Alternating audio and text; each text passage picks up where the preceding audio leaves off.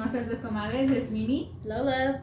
How is everyone doing? It's actually feeling like spring. It's a little bit too hot because we've been actually getting pretty good weather. I felt. Yes. It's actually pretty good. I was like, maybe we'll stay this, but then today was pretty like freaking hot. Like it was hot for me. Yes, very, very, very uncomfortable. It was it was pretty uncomfortable. I'm like, shit, this is a start because you know how we get worse. Like, yeah, we get worse. There's no like. Fall weather or like actual trees like spring like up north and stuff. We're here it's like desert, like fucking hot as shit. But anyways, hopefully you had a good week. We're back on the grind of recording. This episode is, do you have toxic trait? And we're gonna share a little bit of ours. Yeah. We're gonna get a little bit vulnerable of our toxic traits because we're easy to point out toxic traits from everybody else, like what we don't want. But we need to be mindful that hey, we're not perfect, and we also have some of those traits as well. And at least we're doing the good step of recognizing these toxic traits and hopefully we can like navigate how we can like healthy like overcome them or kind of work on them. At least we're not going to say like by next week we're going to have no toxic traits because everything triggers. Pretty much. Yeah, everything's a triggering thing. So but it's all about working and like becoming a better you for yourself, not for anybody else, but really just for you to enjoy and like really live a good healthy life. And like we're trying to live what we preach kind of thing, right? Oh yeah. But before we get into that, we're gonna go a little bit more of a achievement time. I think I'll go first just because it's been a while since I've done this, like social dancing. We were actually in a dancing group many moons ago or many years. Lola was you are still dancing in a way right now. In a way, yeah. So you're still involved in that scene, but I kind of quit, like, and I haven't done it for 2 to 3 years. Yes. I've been out of the grind of the dancing salsa and the bachata moves, and I've been kind of out of that scene. So I wasn't in the right mind, or I didn't feel like good about it anymore. So I just need to take a break, and I'm ready to go back into it. It's just not just yet, but. This last Friday we went to a social dance for a grand opening for a studio here. They already open, but they got a new studio, and it was for Esta Noche Dance Company, and it was actually a good night. I liked it. Ironically, I didn't just people watch because you and I we're known for people watching and like, did you see that? Did you see that? Like, oh my God, who does he think he is? Kind of thing, right? Yes. But definitely I did more than watching that night, and it was packed. A lot of people showed up.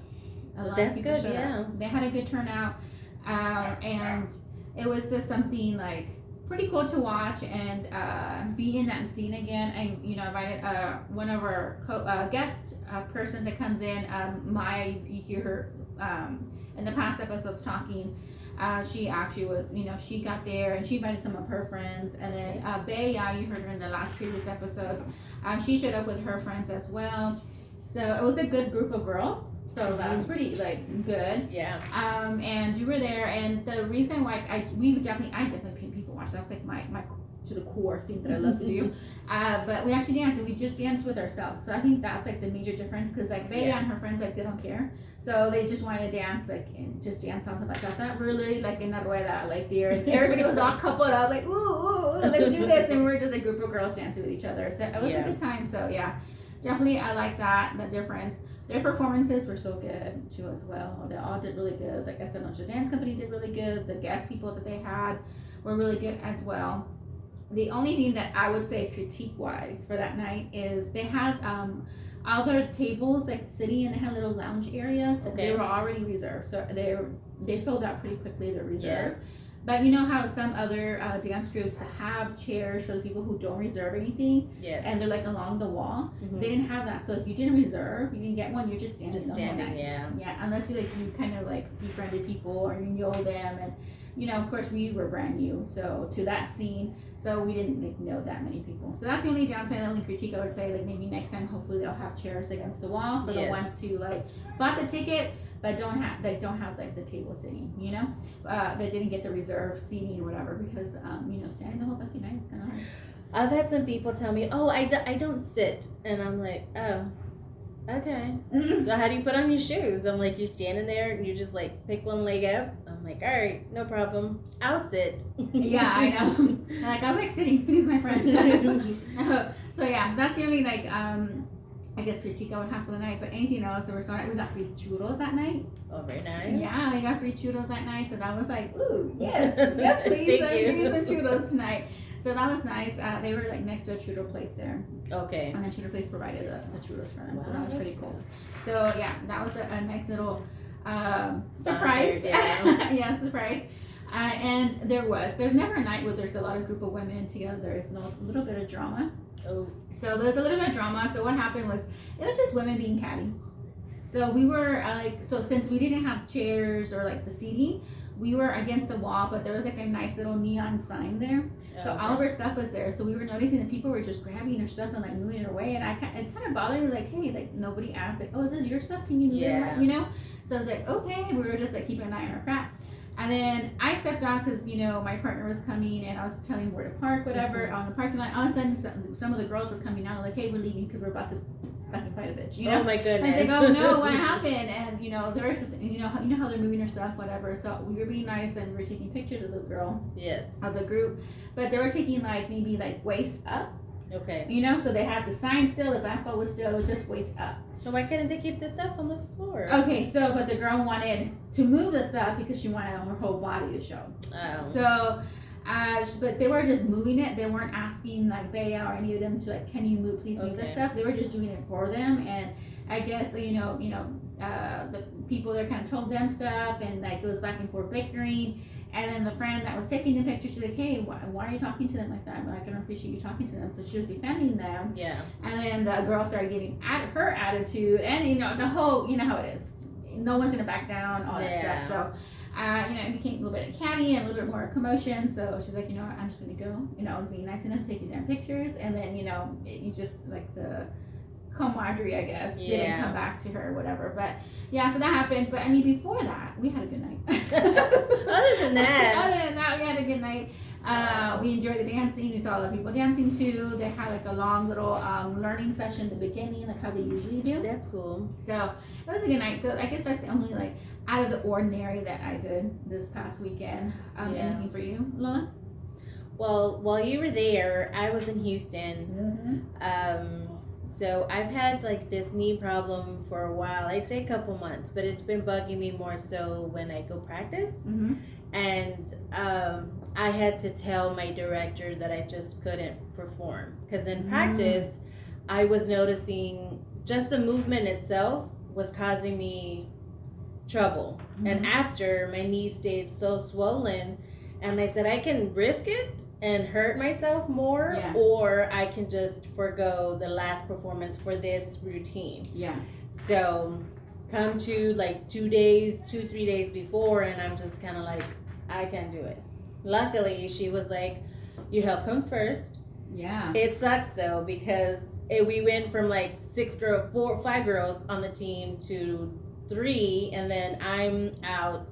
So it was just the 2 girls. Oh man. But I went up anyway because regardless of what happens, unless it's COVID, there's no reason I can't go and support. Yeah. I had already said I was gonna drive, and we went up there, and it was a pretty cool event because I had not been to a social in a while. I usually go with people I know, and I knew who I was going with, but we kind of sit there you and I would be fun, and we sit there and watch the people dance, and I hadn't done that in a while, but we were just looking at everyone, and I was like, I miss this. I don't want to not be around dance, but sometimes you run into situations like that kind of turns you off a little. Yeah. And hopefully it's not like that all the time. But other than that, I had a really good night.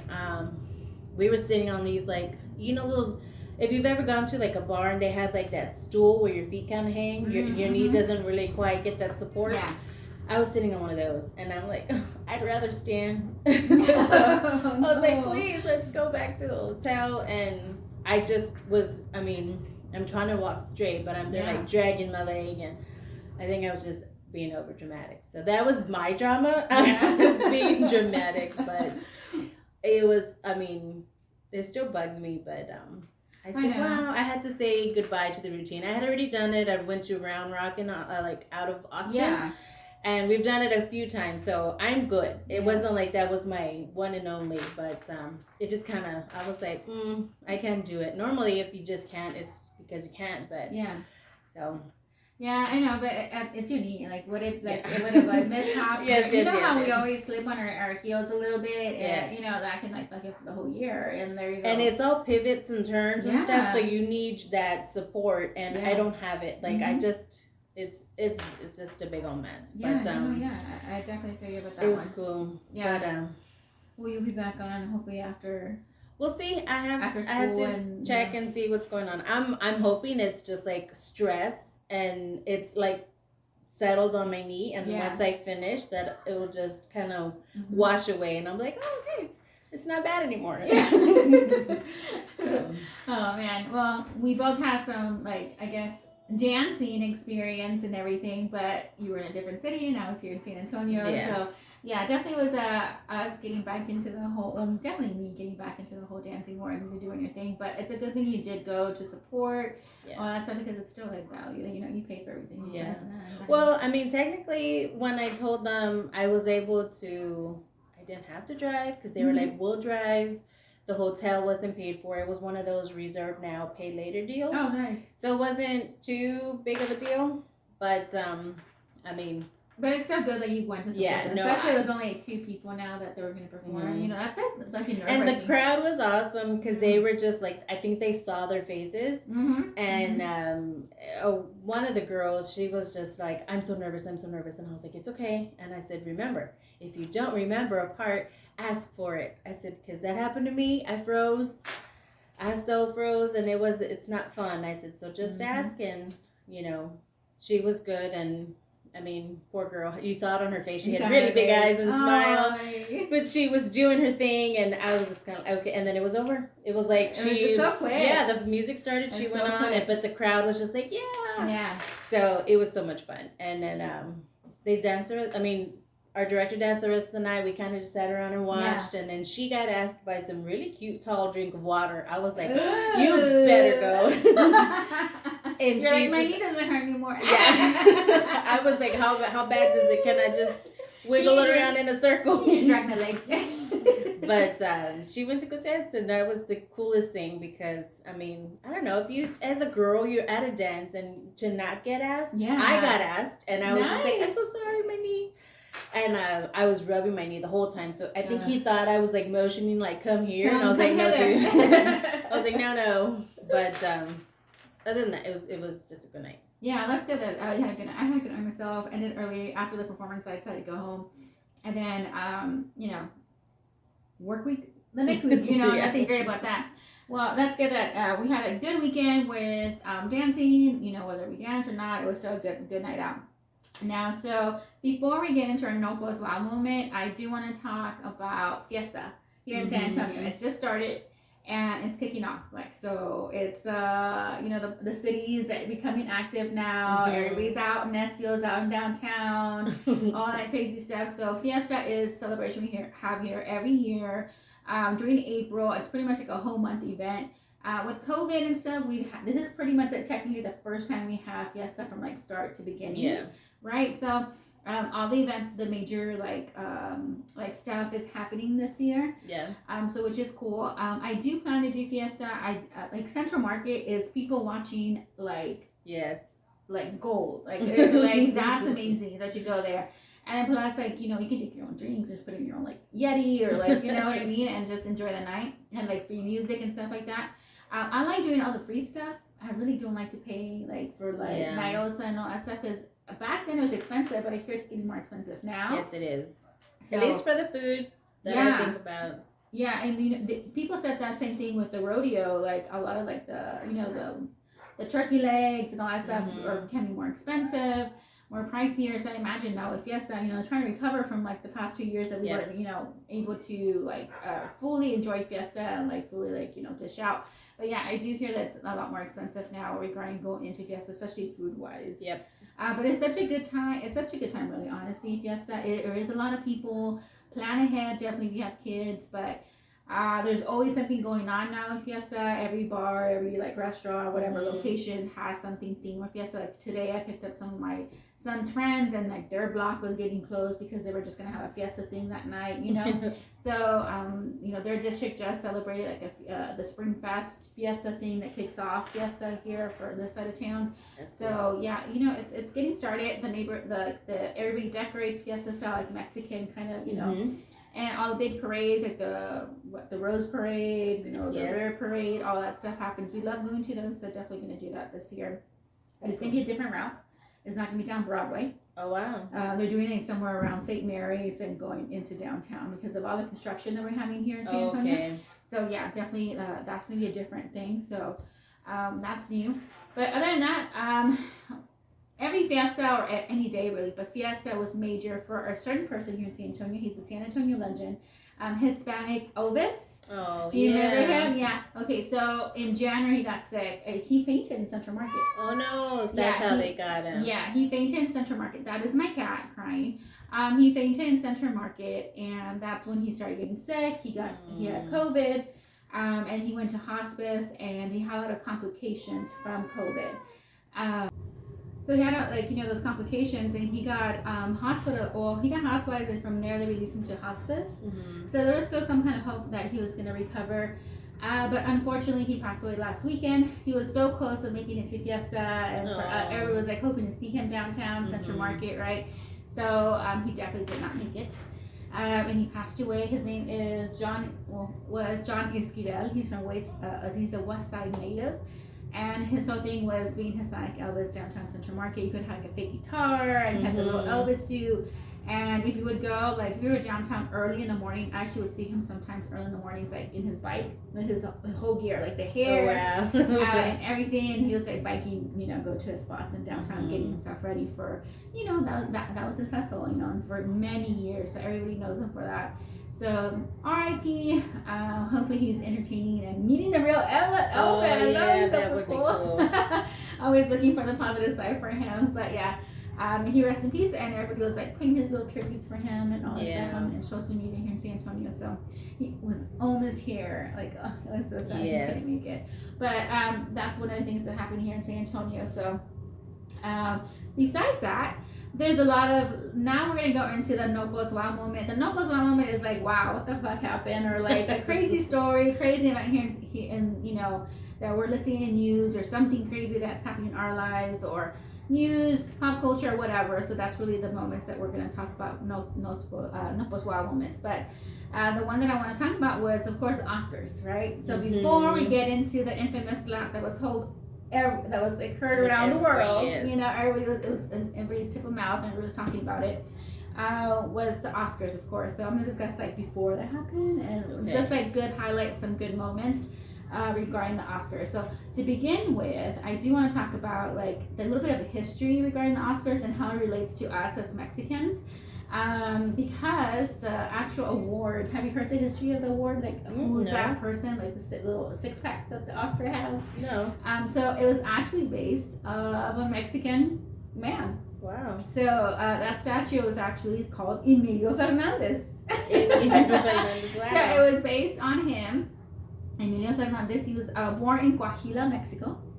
And he became the face of the Academy Awards, actually, you know, due to a close friend he later on met. Okay, so his journey started off, of course, in Mexico.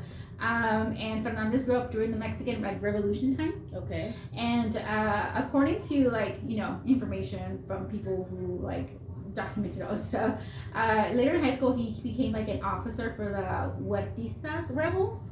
Okay, so that sounds like official and shit, you know. In 1925, he was actually captured, and he was sentenced for like 20 years in prison. Like, wow, that's a long time, especially in Mexican prison. It's not fancy like here where we get cable and shit in prison, but 20 years in prison. But he actually managed to like escape his sentence.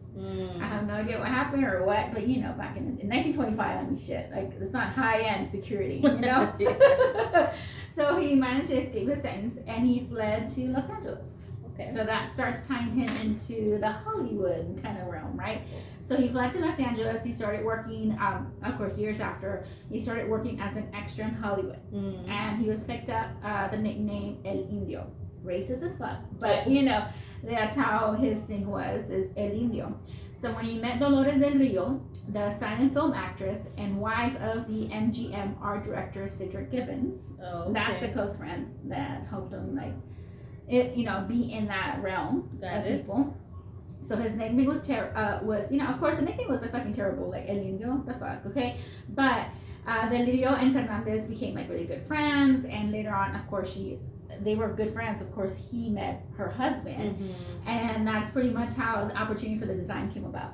So it was through him. So that little statue is actually Emilio Fernandez. It was modeled through him, and so the Oscar, like being modeled from him, wasn't just like his peak. He actually later on became to be a well-known artist, like a Mexican crossing over to American artist, and he did several movies after that too during that time. So, you know, he actually had a pretty career even after being the freaking statue of the Oscars. So that's a good thing to know, as you know, we're our like lineage is from Mexico, and you know, we're Mexican Americans or Latinos, Latinx, however you want to freaking identify, but that's definitely in our roots. With a hand and everything. Yeah. So I thought it was pretty cool and interesting that, definitely, you know, that the statue was after this Mexican man, Emilio Hernandez, and he does have a freaking story to begin with too. It wasn't just like, you know, born in like wealth, you know what I mean? So he was in high school where he freaking wore shit. So yeah, that was one thing that I felt like, oh man, we need to talk about regarding the Oscars. And of course, we're gonna touch base about Oscar moments. So the Oscar moments that I found were interesting was the one of the winners. Her name is Ariana DeBose. Okay. She actually became the first openly queer Afro-Latin. Okay, so they're using so remember, yeah. So you remember how Latinx, everybody's like losing the balls about it. You know, okay. So now they're using a new term of Latine. It ends with E, so it's like supposed. I don't know. I haven't read up about it, but I think it's supposed to be very inclusive too, or like not too like. I guess sounds so crazy as Latinx. Yeah. You know what I mean? But anywho, so she is, that's how they are presenting her, as openly queer Afro-Latina woman to win an acting Oscar for her supporting role in Steven Spielberg's West Side Story. Okay. So that's pretty amazing. She actually is, the only one before her was Rita Moreno. Oh wow, okay. So like she's the only second person, like, you know what I mean, of like Mexican or Latinx. What did they say she was snubbed? Who, her? Or who's the one that won? But they have like a color, like they're. There's another West Side Story actress, Rachel something. She was nominated for something, but they didn't even invite her to the Oscars. Is that the snub? That's a snub. Okay. Yeah, not Ariana. Okay, I'm sorry. It was somebody else that was nominated for a West Side Story. The lead actress actually for freaking West Side Story, Rachel something. And they nominated her, but she wasn't even invited to the Oscars. Wow. That's a snub. But you know, and she actually ended up presenting Rachel for one of the awards. And the only reason why is because her fans made a big deal and protest and started like, you know, making a fuss about it. And that's the only reason why the Oscars reached out to her and to actually invite her. That's fucking crazy. You know what I mean? That they didn't invite her. I mean, she's in the freaking nominations. You're like, I guess we'll tell you can come if you want. I mean, just because you have ride or die fans. Jeez. You know? But yeah, I think that's a snub one. Okay. Because she even like joked about it a little bit when she was giving her like showing for the for that award section she was presenting for. But no, Ariana DeBose wasn't that way, but she's the one, you know, she thanked Rita Moreno during her acceptance speech for paving her way, and like, you know, she said that she was one who she looked up to with her, you know, her career and so forth when she was little. So that was really nice to see. You know, it kind of covered all aspects, queer, Afro, and Latina, you know. So it definitely helped that. So it's nice to see, and she's a beautiful girl too as well. On top of that, so the other one that I found actually really interesting, you know, Oscar moment was Rosie Perez. I don't know why she wasn't allowed to go, or why she was never invited back to the Oscars. But the first time she went after that, the Academy Awards ceremony never invited her back for 28 years. Wow. Like this 2020 was actually her first time since like 28 years ago. Oh, wow. And she presented an award with somebody else, like with Wesley Snipes or something, for like one of those throwback movies that they were in. Oh, it was her. Wesley Snipes. Yes, that Woody Harrelson? Yes. Yeah. They were all there together, and she was invited on to be a presenter. So it was actually nice to see her back on the stage of the Oscars. I really don't know the story, like why she wasn't invited, but definitely was something interesting to see her on stage after 28 freaking years. Like, yeah. You know, being Rosie Perez was like a pretty staple too as well. And then of course the last moment that I would talk about is, well, one of the last is Encanto. The score, actually best animated feature. So, and won that. That's cool. So Yeah. that's really cool. It's nice. And I love, like, they did a whole, like, the movie with, I don't know what, damn, I'm so bad about it, but they had a Colombian singer and he did really good. You know, they had that moment for Encanto, especially because the singer was a Colombian. And then we saw the one with Meg Thee Stallion with Don't Talk About Bruno. A lot of people liked it, a lot of people didn't like it, just because Meg was in there and she kind of changed the verse a little bit. But I mean, and she was trying to adjust it with the, you kind of heard it, something about coming to the award show or something like that. Okay. So that's what she changed, but I mean, we don't need to be that salty. You know, there was more worse moments of that night. For sure. Yeah. So we saw that. I loved her dress, her yellow dress. Yeah, that, I mean, shoot. I wish I could wear something like that. I'd wash dishes in it. I know. I just wear it just to go check the mail. Okay, you're all doing the dip and shit. Yeah, I did myself. Yeah, so I liked the performance. It wasn't like nothing major or crazy. I don't think in my end. I was looking to see dancers like actually dancing. It was, I don't know. It to me seemed real. It was real tame, right? It's a performance, yes, but it was just really like more on the tamer side. Yeah, I agree on that one too. But I think on the Encanto number, they did have they had more dancers and more like a theatrical kind of thing, because it was one of those bigger songs, like one of the touching songs. Yes. But yeah, so those were the nice moments that I felt like were nice, and it was good to see. Those were some of the good moments regarding the award ceremonies and for the Oscars and stuff that we like to highlight. But of course, there were some moments that were a little bit on the toxic side. Yeah. They were on the crazy. At first, I thought it was like part of the bit. Like a skit. Yeah, like a skit. They were doing something. Yeah. At first, I was like, oh, it's just like, this is like their crazy comedy stunt thing that, you know, they were going to do. But it was, of course, everybody knows this, a slap across the world. We're going to talk about it. Will Smith and Chris Rock. Like, wow. Like, that was crazy to see at the Oscars. You know what I mean? It was unfortunate it happened with two black men, because I felt like people were like a little bit more on edge because it was two black men. You know what I mean? And I feel like I'm not black, of course, but if I were to see another Mexican man, another Latino host get at it, I'm like, shit, don't do it in front of white people. They're going to get really scared. You know what I mean? So they're going to prove them wrong. Yeah. Right about everything they've said. Yeah, and that, you know, also that sucks that we have that mentality that we have to like behave a certain way in front of white people so that we don't get stuck in that stereotype. You know? So it's kind of unfortunate. But, I mean, it's fucking trauma. Like, it's the shit that we had to pull up. But, I thought honestly it was a joke. I thought it was like a bit. Well, it showed him like 2 seconds after what he said. Will Smith was laughing.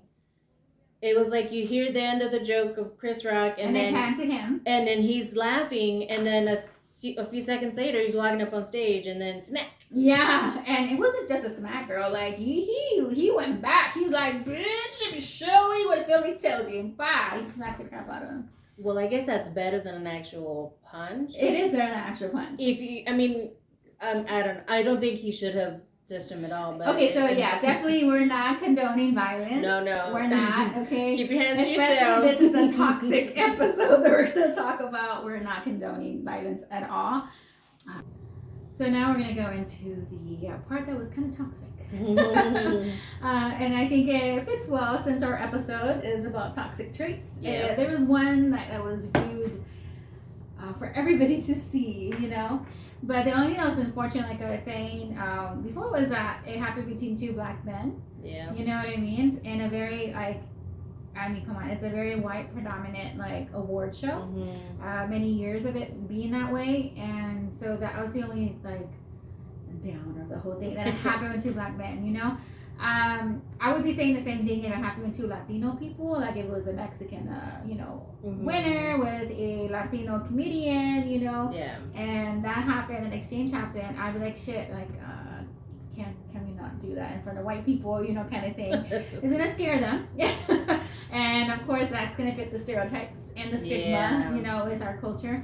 Even though it kind of sucks that we have to think that way, like we have to like present ourselves and behave best behavior. We have to be perfect in front of like a certain audience. And so, because we don't want to like fall into that stigma, into that stereotyping. Well, I think it's just the event, like you're just supposed to be on your best behavior. You're in a nice outfit, you're in a nice suit, something you don't normally wear, and then to kind of still misbehave that way, it's like and I have so much control of the emotions. But I feel like that's definitely like, I'd say like a ground rule for everybody across the board. Yeah. But I feel like it's a little bit more pressure for people of color because there's more of a stigma of like history here in the United States with people of color, especially Black men. If this was, like I said, Latino men, doing that, I would still feel kind of a way of them present themselves like that with a white dominant like award show or audience. But at the same time, it's like kind of sucks that we have to go, like we have to think that way. Yeah. Because this is not the first time that people act crazy at an award show. I don't know if you remember, it wasn't the Oscars, but the VMAs, I don't know, 2017 or 15, I don't know when, Kid Rock, that white guy, him, and some other guy, another rocker, he was talking bad about one of their wives, and he actually went on stage and punched the shit out of him. Whoa. And so he, of course, dealt with consequences after the award show and everything else, but that happened with him. And I think back many years ago, John Wayne wanted to attack the Native woman on the Oscars because she was like speaking her truth about how, like, indigenous Native people were, she made a statement. He got so pissed off that people, like, security had to like wrestle him like away from the stage because he wanted to attack her. Oh my goodness. So this is definitely not the first time, right? It's been a while. Yeah. And I think it's the first time ever that's happened with the people of color, with Black men, Yeah. So that was kind of that kind of sucked. That kind of whole thing happened, but it happened, of course, from that joke regarding Jada's hair and G.I. Jane. But I mean, out of all the roasts and everything they've said, it could have been worse. And I don't think it's. I mean, while nothing happened to him, I think the security was called. He refused to leave. All sorts of, things could have happened. That's kind of crazy. They allowed him to stay the whole show, which I feel like. Well, he refused to leave. They can call. It's a live broadcast, and then imagine the what is that big old camera that like zips back and forth, catching them, trying to wrestle them to the ground. Like you're gonna add more to the spectacle. Yeah, it's more drama for the spectacle. But I think Chris Rock was the one that kind of was just like, no, like. Yeah, they even be after a while and stuff, but I mean, Chris Rock handled that slap because that slap was like not a bitch slap. That was like, hey, wait the fuck over here, bye. Like, he wanted to like knock some sense into him in a way, kind of thing. It was a good slap, like it was a good slap. That was no joke, yeah. That was no joke, and fucking like spit was on the fucking ground, and that's how good a slap that was. Yeah, but he handled it like really well. He didn't even like joke back or anything, like. He had time to prepare. Like that was a long walk to me. Yeah, if I said something coming at me, that's a long walk. He had to like finally lock his knees and just be like, okay, I'm gonna take something. But I mean, he had plenty of time. Where was the security? I guess now that's gonna be the first thing in front row. You're gonna have these random big old buff undercover dudes. men. Yes, they're like, what you gonna do? You can't be doing that. That's why they didn't invite Kanye because they thought he was gonna do something crazy like that. Don't invite Kanye. No, he's just, poor guy. Pobrecito. Yeah, if he won't do nothing, like go up the stage, he'll say something. Because didn't he do already something? With Taylor Swift at the VMAs, where she accepted an award and stuff. So it's happened, but this happened with Will. And it was a long time, so he prepared himself, like he said. Yes, a lot of people are saying, like, it was just a G.I. Jane, kind of joke, backhanded over that. And, it turns out she does have, what is that? Alopecia. I didn't call her Appalachian or something. Some fucking driving shit. Like, okay. Alopecia. She had that. But the thing is here is that, so, okay, there was like, oh, it's just G.I. Jane. Like, I would take it as a compliment. But I remember, like, in the early 2000s when G.I. Jane came out, or whenever it came out, it was actually a diss to be compared as G.I. Jane because she looks like a lesbian. Just because she shaved her hair? Yeah, and it was like a diss when I was younger, like in high school. Well, yeah, I guess. I mean, everyone I don't know took if you guys, but it was like a diss, like, oh, you're a G.I. Jane bitch or whatever, and they're pretty much telling you, like, a, lesbian. Well, when I saw the movie, I was just like, I would never cut my hair, but when you got to, like, she took so much. I'm sure all women that are probably in the military have taken their share of crap from men. You have that alpha male that's just kind of like, you don't belong here. But she had to do. I mean, it's depicted in a movie. It I don't know how to. At the end of the day, like, Chris Rock was doing his job, making people uncomfortable and funny, because that's what he does. But to them it was underneath the belt. But you're right. When Will was laughing, he laughed at it because he's supposed to laugh. Okay, you're making fun of my wife, whatever. Or like, you're making fun of the situation. I think that they panned to her and she made a face. She was like obviously like pissed off about it. And I think that's when Will realized oh fuck, she didn't like it. I have to defend her. That was his ego and his masculinity. Do it backstage. I mean, or just heckle. Like what he was doing, he should. In my opinion, he said the F word. Yeah, he should just continue doing it. Like, get your what do you say? Get my wife's name out of your effing mouth. Yeah, I'm gonna cuss. Lola doesn't like cuss.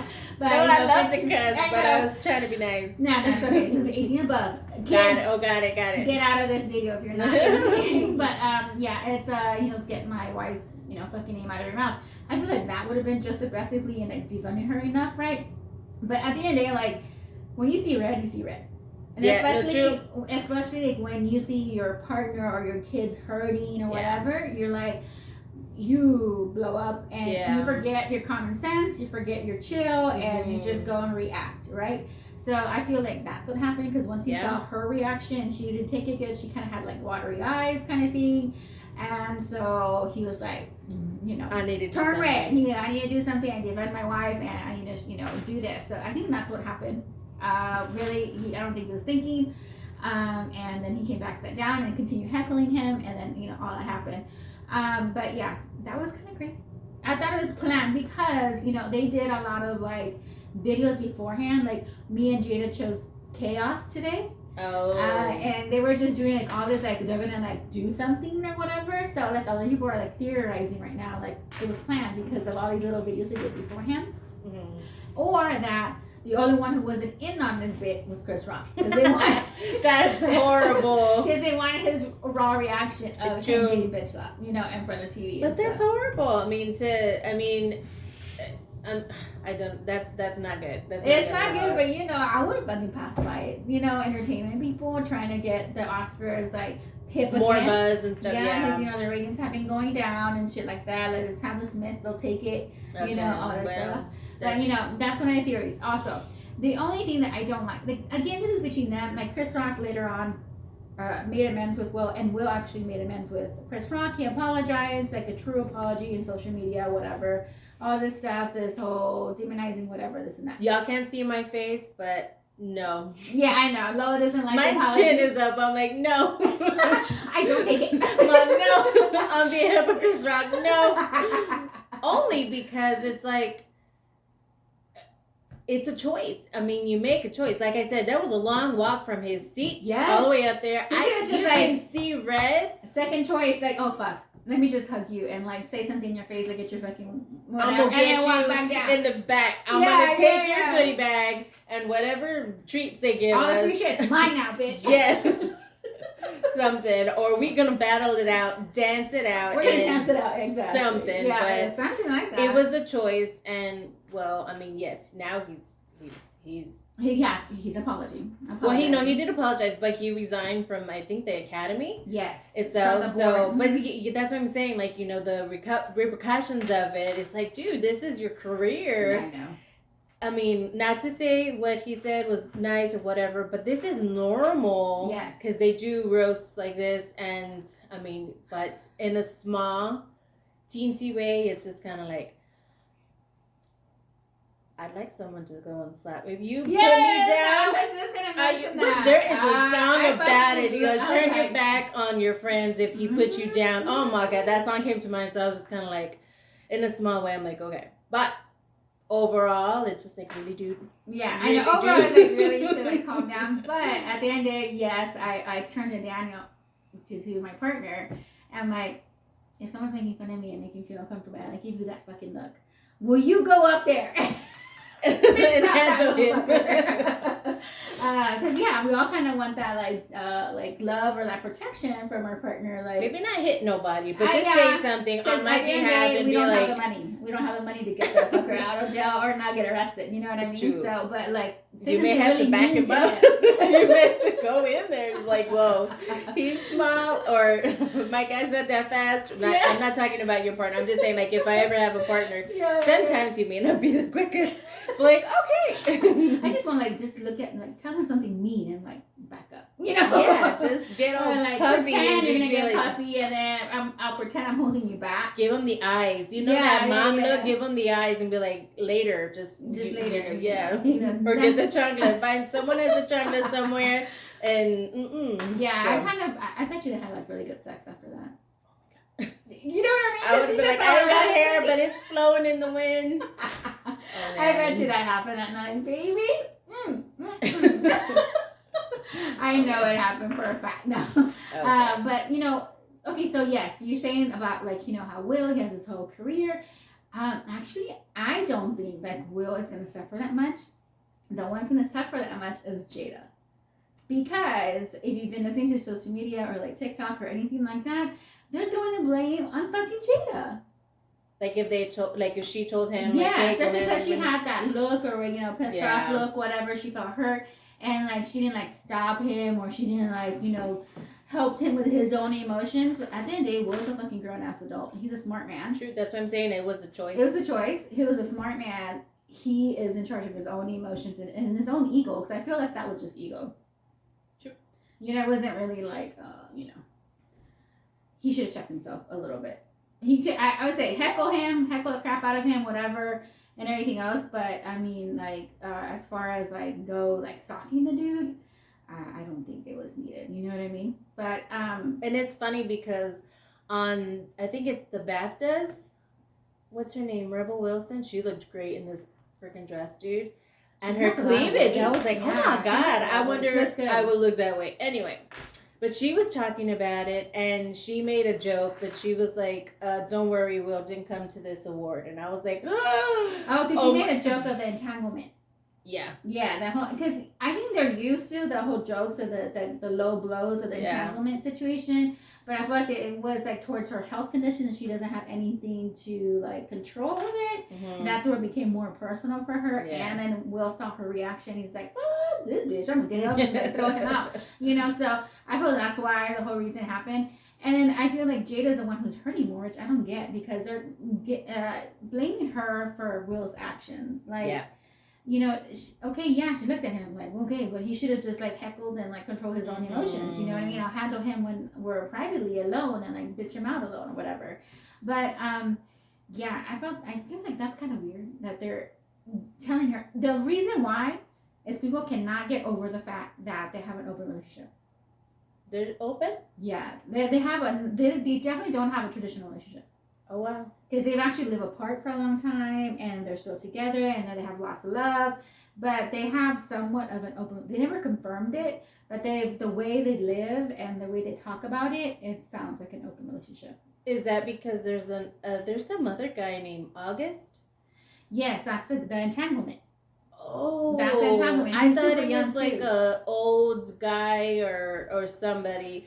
No. That kind of just popped back up or something, and I mean, I believe he's the entanglement because he's young. Oh, okay. Well, he's young. He's young. She she went young, okay? Because she has the money. She don't need no other man who has like more money than her. She wants something fun. But anyway, that's the whole thing, the whole entanglement, and so people are like smearing her even more, like, oh, she like I don't know. I want to say dehumanized, but it's not dehumanized. Like when you demand something, like he emasculated him with that entanglement and like how she was like a hoe and all this stuff. But I mean, that's how Jada and Will met. Like he had kind of an open thing with his ex-wife or the person he had the first son with. She was the other. You know what I mean? So where's the dirt on Will that he was doing the same shit? You know what I mean? Yeah. So I don't know. That's the only thing that I really don't like. What came out of this is they're blaming her for his own actions, just because people cannot get over her. What happened with that kid, with that guy? Yeah. And they're calling her a hoe, and she had like all these relationships, and Will's like masculinity is like, on the floor, and poor Will, he's like a simp and all this bull. Like, he puts himself there. He's a grown-ass man. These people have money. They live a different lifestyle than anybody else. Mm-hmm. They are more likely to have a non-traditional relationship than us, because one, money is not an issue. You know, when money is an issue, yeah, fuck yeah, you're gonna be monogamous because your fucking money is mine is yours. Like, you ain't sharing out another fucking like girl. You know what I mean? Yeah. You know, they have money to blow up. So like, fuck, if you're spending on that girl and you're just like doing that, you know, do you, boo? You know, as long as you come back to the home and be a good husband, be a good dad. You know, and that's what their kids are so like open, and like Willow's and her preference is polyamorous lifestyle. So, you know what I mean? So it's like, I'm not saying she learned from them, but I mean, it's more of an open family. Yeah. You know, and I don't judge them for whatever they want. Even at the end of the day, if like they were not open and that they are in a monogamous relationship and that affair happened, if that happened, because he has come out in an interview with Oprah's friend, what's her, Gail? Mm-hmm. Okay, so she was like referring to the whole entanglement, you know, the whole entanglement and everything else, and she was already saying that, you know, she cheated, and he's like, wait, no one ever cheated. My wife has never cheated. Okay. I didn't know. You know, we all just assume that that's what it is, and we called it because she called it as an entanglement, right? So maybe she didn't cheat, but maybe communication wasn't clear with him and Will and her. And got it. Yeah. Do you know what I mean? It's a different level of like difference that we don't, you know, that, and those type of relationships happen, right? Yep. But even if it did, let's say it was an affair. If he has accepted it and he's over it and he's willing to stand by her, that's their fucking situation. Yeah. It's their fucking business. It's not ours to judge. And like, we might not agree with it. We might not take it back, or we might take that person. But why the fuck do we have to drag another one just because she accepted it? I mean, like, she's not being abused. No. You know? She's not being abused. She's living a fucking beautiful life over there. You know, it's just happened that they're just, this shit happened, you know? But yeah, so it's just, I feel like that's like the most like crazy thing, and I think that's still like a toxic thing that us as women and men do, and we're like so fucking judgmental. Like, at the end of the day, like everything that's I've been seeing about like dragging Jada over this and how it's her responsibility and like it's her issue because she, you know, what's that word again? Emasculate, you know, Will and shit like that. So it's just something that I feel like that's a toxic trait. It's actually one of the fucking lists that I have. He's so judgmental and judgy for other people who don't pertain to you. Who the fuck cares? Like, if Chris Rock decided to press charges, he forgave him. They both forgave each other. Let's move on. It's unfortunate it fucking happened. Yeah. But I'm kind of over it already. Like, yeah.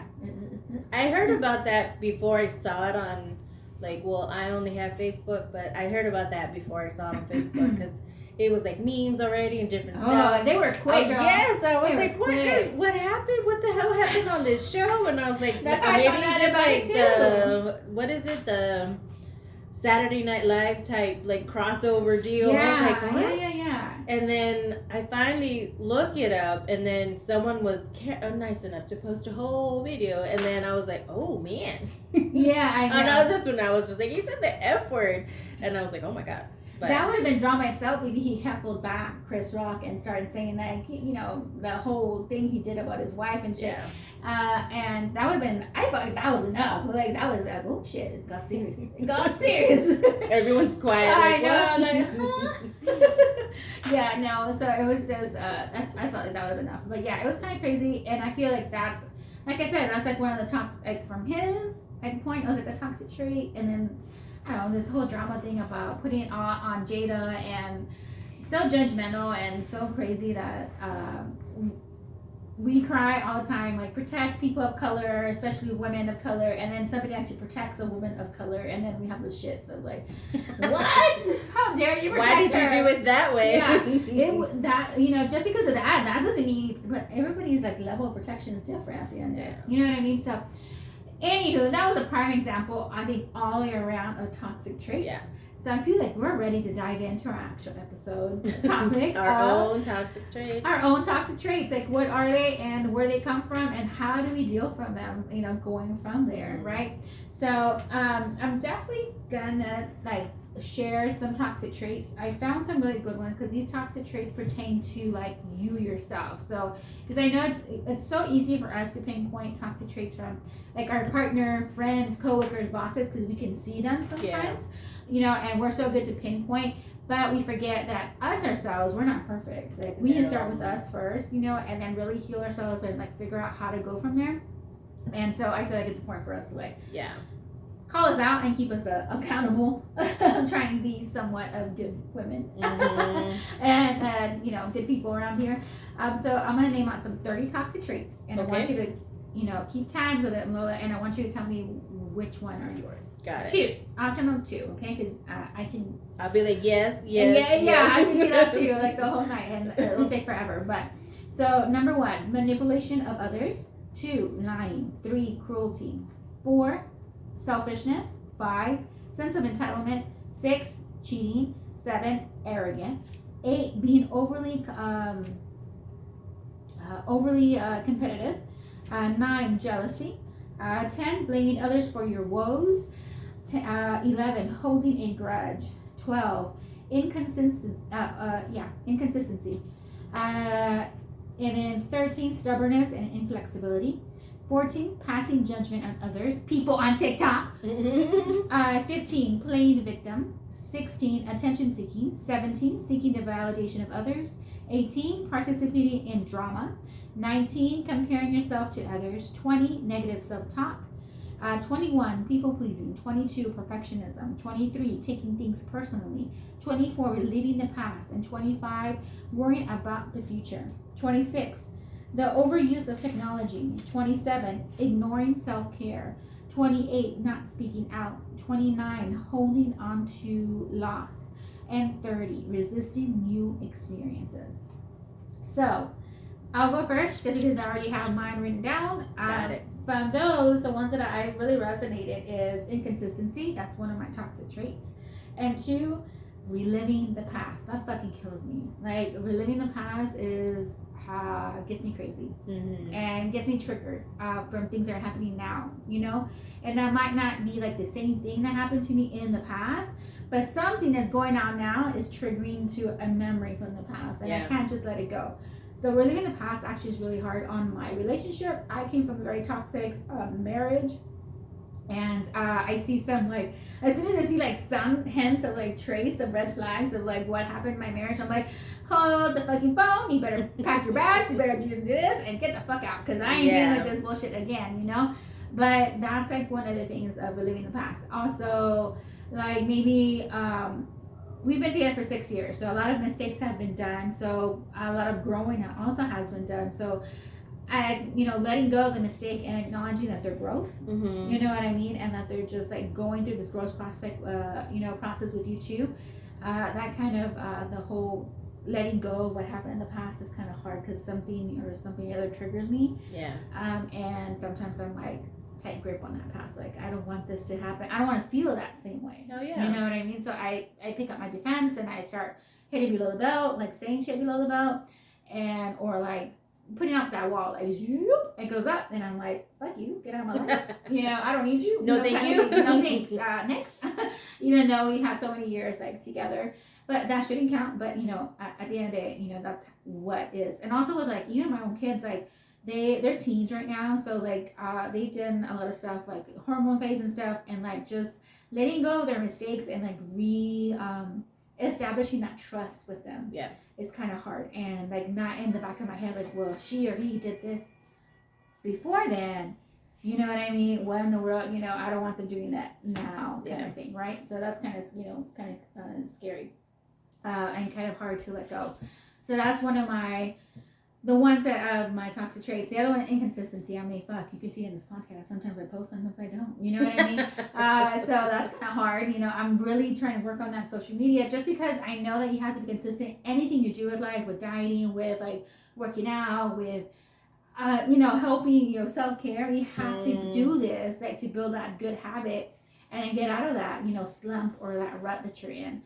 So inconsistency is one of my other toxic traits that I'm willing to share, because I know I have more. And if my partner was here, he would probably like, yes.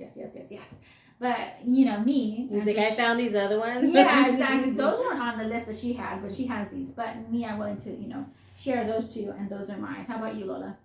Ooh, I done listed 6, but I'd say my top 2 are, one of them is taking stuff personally.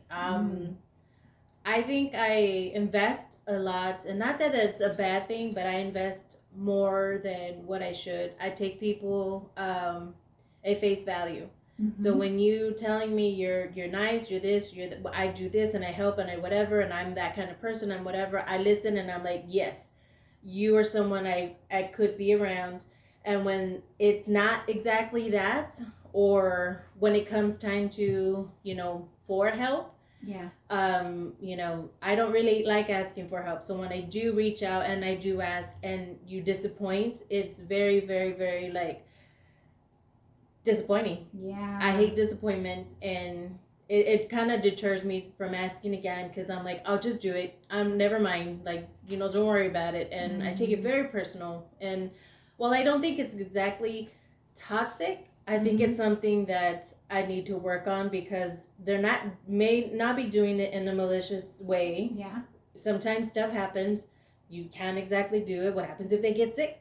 You cannot be pissed off because, hey, I cannot go and help you. I'm sick, Their health comes first. But when you can, and when everything, like the stars are aligned, and you still maybe, I just don't want to, or something, and that part, when you let me down like that, I'm like, okay, I put up the walls, and I'm like, never mind. Don't worry about it. It's cool. Yeah. I don't really reach out no more, and I have a small circle, so if it starts getting smaller, it's just like, well, is it them or is it you? Yeah. So I need to definitely work on that. I'd say, other than reliving the past, I'd say my other one is stubbornness. Ugh. Sometimes, because I do a lot on my own, I don't want to reach out, because I'm like, I'm going to get disappointed. Yeah. They're going to tell me no, or they're just, they're like, whatever. Sometimes I don't realize that I do so much on my own that when people say, oh, I'm just going to relax today, it's just like, dude, do you know how much I've done since 8 o'clock this morning? Yeah. But I can't expect everyone to have the same level of, not everyone's single. Not everyone has the same time off. Not everyone has the flexibility. Not everyone works from home. Everyone's going back into the office full time and, whatever. So I need to learn how to ask for help when I really need it. Yes. And just kind of, if it can't work out, then no problem. It's cool. Yeah. So those are my 2 biggest things that I didn't notice until I recently had a situation where I was like, all right, I had to eat my own humble pie. And I was like, okay, Veronica, this is not a big deal, but whatever. Yeah, exactly. So. Yeah. Those are hard pills. So I have issues with those too as well. It's like it gets stuck. It's not really swallowing that pill. It's like that one white powder pill that just like kind of goes slowly, and you're just like drinking more water. That's how it feels to me when I'm like, ooh, I need help. But and I don't ask for it. I'll be honest, I don't.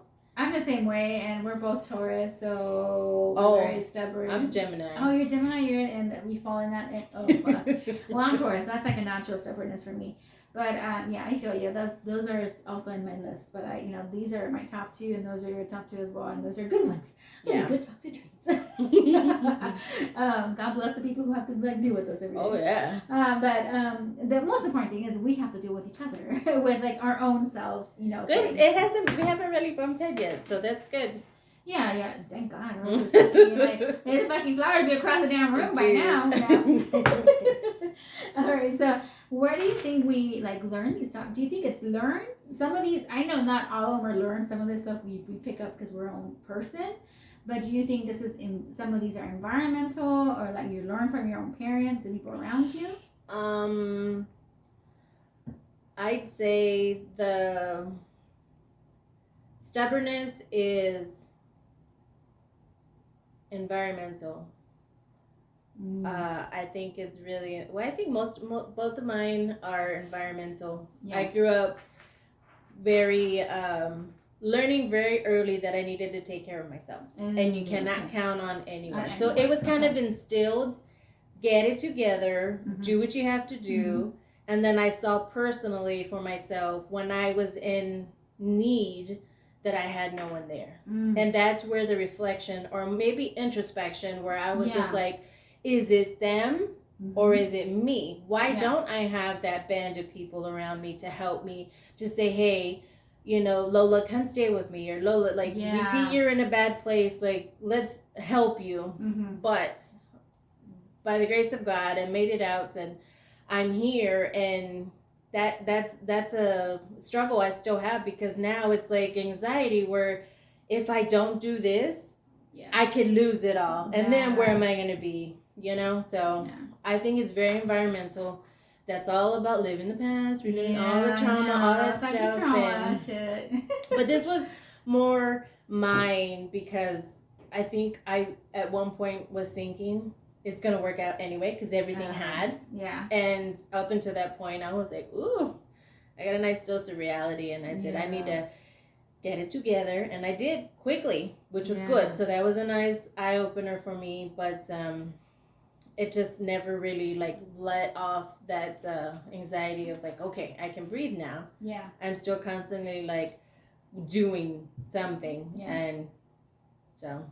Yeah, but I think mine's very environmental. Environmental, yeah. Well, and the inconsistent part I learned later just because I didn't know how to handle my own trauma or my own stresses like correctly or like handle my management time. Yeah. That's just me as like trying to be an adult and like figure things out and prioritize myself. So in a way, because I'm not inconsistent with other people.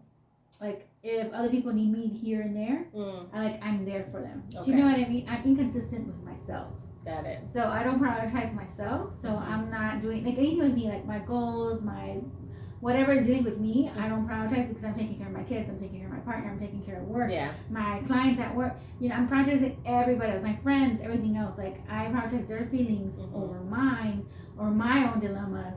Oh, you know. So that's where my toxic trait, I would say, inconsistency is, because anything pertaining to me, I have an issue of like prioritizing or setting that time for me because that's gonna like benefit me. Yeah. Or I feel a bit guilty that I'm doing that for me and not doing it for the kids or for my partner or for anybody else around in my circle. So I want to take care of everybody.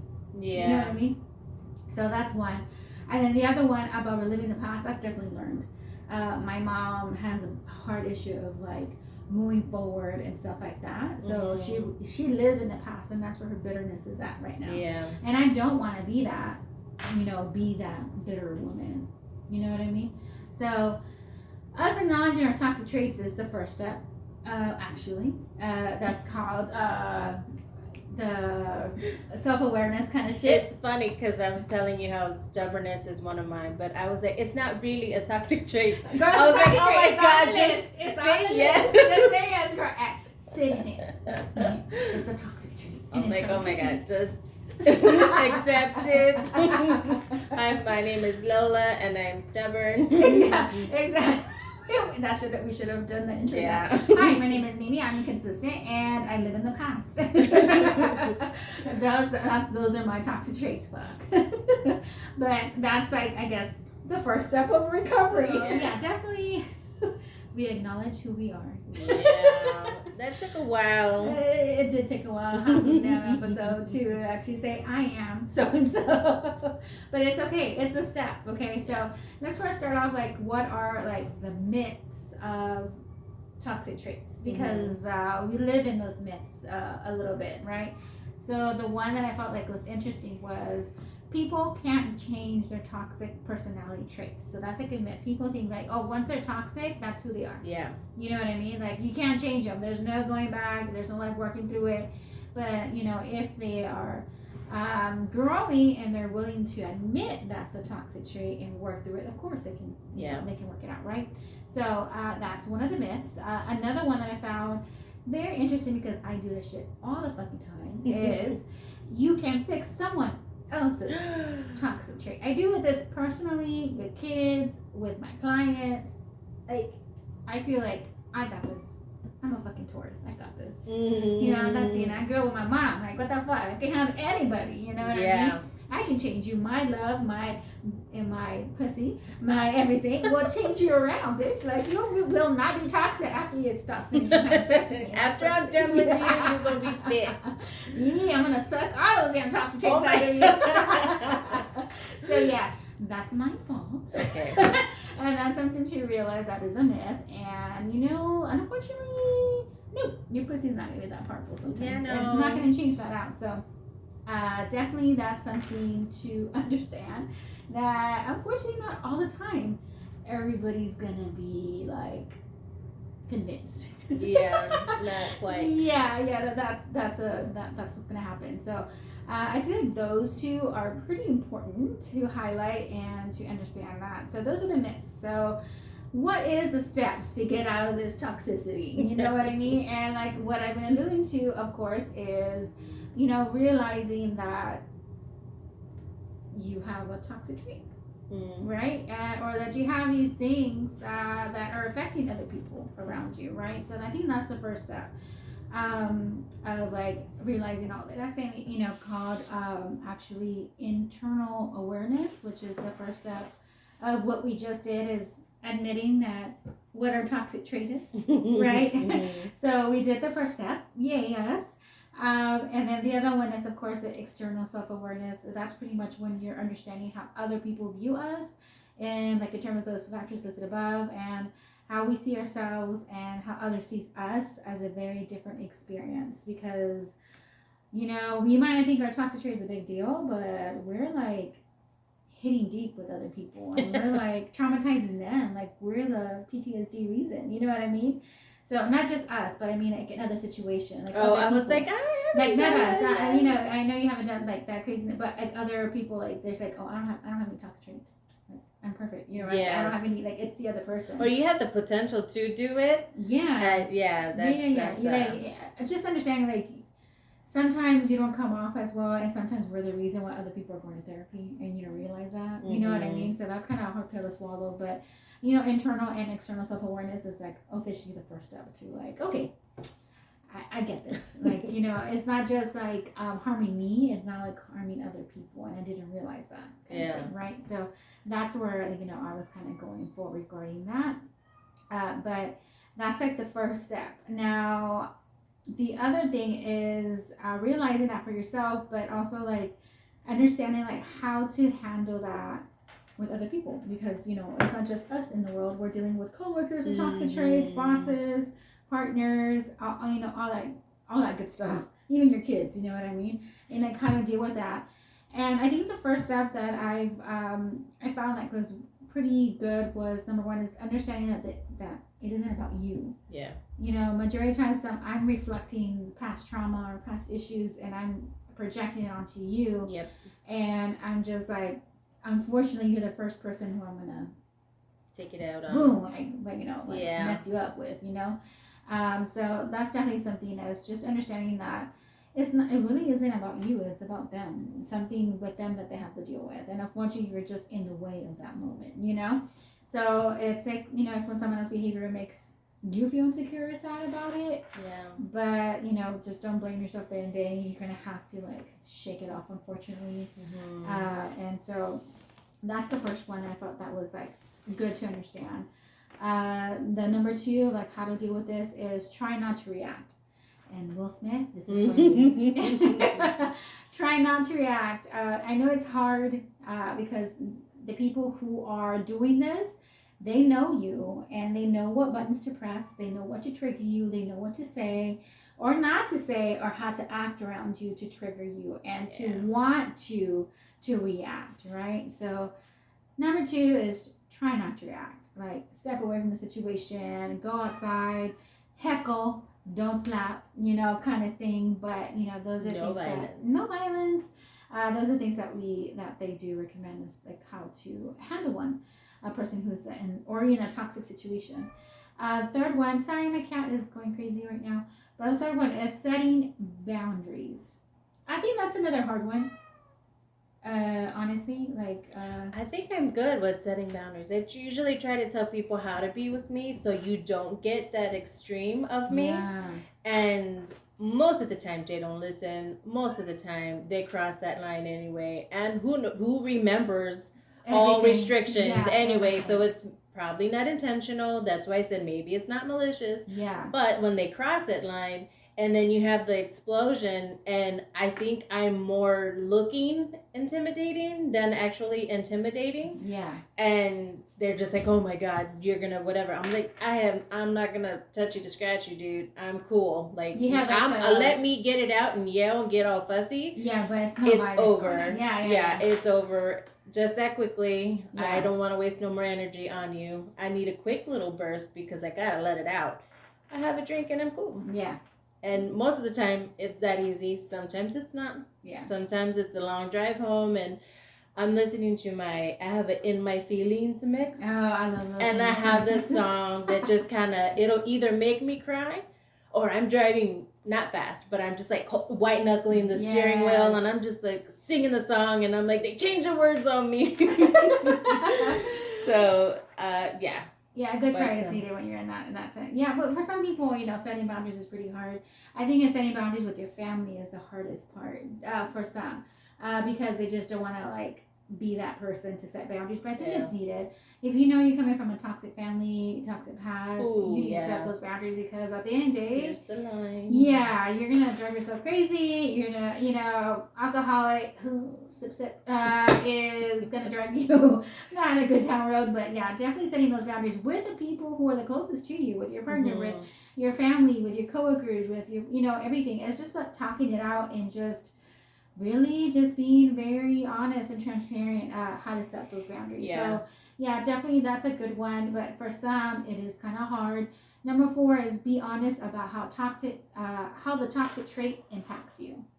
What meaning, how you will tell the person who's actually hurting your feelings, inflicting that hurt to you, and you telling them hey, your actions A, B, and C is making me feel this kind of way. Yeah. So that's a good way. And I think it's a good, healthy way, because that will check the other person who probably doesn't even know that they're doing it, or if they're doing it but they don't realize that it's a big deal for you. Yes. So that we keep them in line, and that way they can be accountable with their own actions and their own triggers on their own side, but how it affects you, and that way you're secure and feel like somebody's paying attention to you at the same time, because your feelings are getting hurt. So I feel like that's an important one. And the last one, number 5, is seek help from others. So sometimes when you're in a toxic situation, whether relationship, friendship, or family, it can be overwhelming, and then sometimes you kind of isolate and you're like, I'm the only one who's feeling like this, or am I supposed to be feeling like this? Am I overreacting, or what's going on? So it's really good to seek help from others. That way you can work together for a better approach, how to handle the person and the situation a little bit better and their behavior, and develop a better relationship, right? And if you feel like your friends or whomever you're reaching out, it's too much for them, you have to consider that too. Maybe it's time for you to talk to a therapist and really heal that path. I know that's hard, because as Latino people, we don't want to. I've been told that. We don't want to go there. And trust me, as I do attend therapy. We actually attend couple therapy because we have some toxic issues going with each other. And it's not as bad. But you have to find the right person, in reality. You have to find the right person and see who you mesh with. And I've been lucky enough to find this person. I feel like it's been going pretty good. But anywho, that's the last one. I think that's the hardest one, because if one of your toxic traits is you do it alone the whole time, that fucking last one will be hard for you to do. Oh my goodness, yeah. So yeah, that will be something hard to do.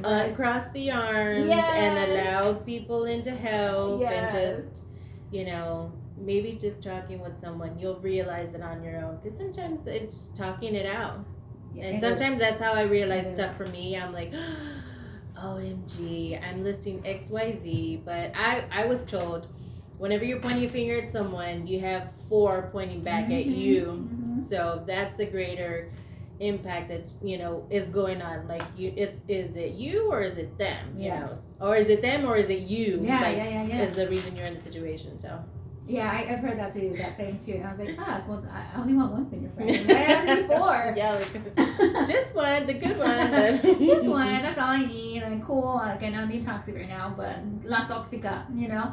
But definitely that is something to consider and also remember. That's a good point, actually, because right now we're trying to, like, confront our own toxicity and, like, in ourselves. What we do is self-sabotaging us, or in a relationship, or just, like just anybody who, like, encounters us, right? So hopefully this is relatable. Hopefully we're not the only ones with these toxic traits. Yeah, no. If you happen to connect with one of the 30 that I mentioned, let us know which is your toxic trait and how are you doing to handle it. Or do you feel like it's a major issue? Or you feel like, are you those people that say, I don't have anything toxic with me? You know, we'd love to hear from you. We want to know how you do it. How do you stay zen? Or boy.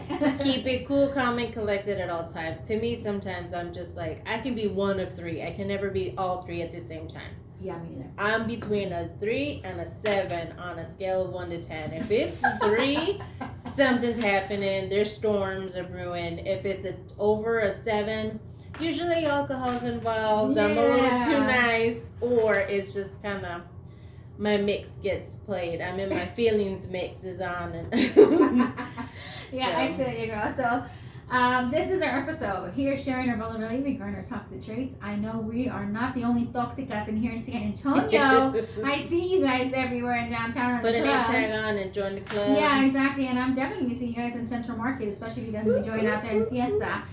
Because that liquor gets into us and we get a little bit toxic, guys. Y'all have a safe fiesta. Take an Uber home if you need to, or just sleep it off in the park. Oh my God, no. Call a friend to come pick you up. I think there's even promotions that give you a $10 off, coupon or something for Uber. Call someone. Always try to get someone to drive you. If you feel you cannot, make sure, keep your stuff. Don't let anyone pour your drinks you don't know. Wear a condom, ladies. Not the ladies, but if you meet someone and you're like, hey, it's been 2 years, COVID, ain't nothing happening down south, and you meet someone because he smiled at you, no problem. Just be safe. Make sure, I'm waiting for that male contraceptive to come out to be like, honey, did you take your pill today? Yes, we're going to talk about that in one of the No Post Wild Moments in a couple episodes coming up. So if I can listen to that, men, toxicos out there, you're going to get a pill too. Anywho, y'all be safe, enjoy Fiesta, and bye. Bye, cheers.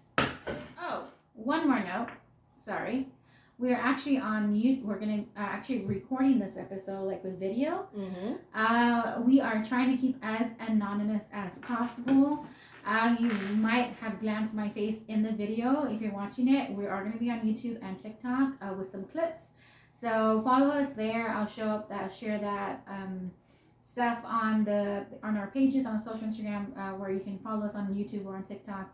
So this is the reason why you're only seeing us from the nose down. It's not because we don't know how to fucking aim the camera, guys. You're like, dude. Like, what the hell? The whole episode, all you see is a hair down. I should have worn like a low-cut shirt. I could have squeezed the girls together. Yes, yeah. We're not being tias at the moment. We're actually doing this on purpose. And if we get enough money out of this damn podcast, we might do a face review. Oh my goodness. But yeah, that's on you. So if we're still from nose down, that means we're poor still, okay? And we'll try to get guests with good boobs, so that way they can show their girls out there, and that'd be some kind of like a good visual for the YouTubers and TikTokers out there, right?